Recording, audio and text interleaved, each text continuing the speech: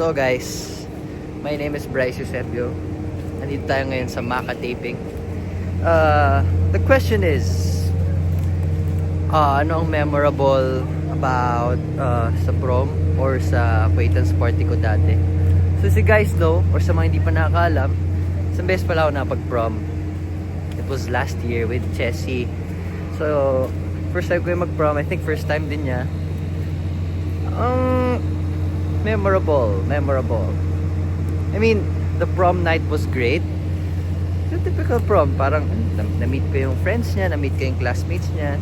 Tapos, the food was great. Tapos may mga nag-perform.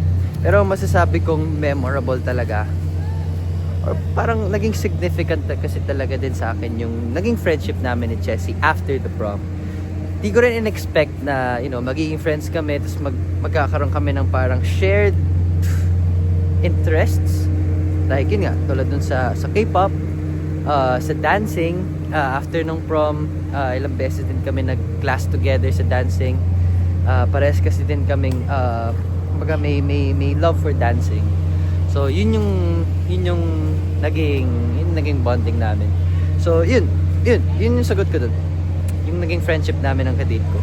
Di ko rin kasi in-expect na magiging, magkakaroon kami ng mas maraming time together after, Yun guys, tinatawag na ako ng actors ina daw. So, balikan ko na lang kayo guys sa susunod ulit na video. Peace guys.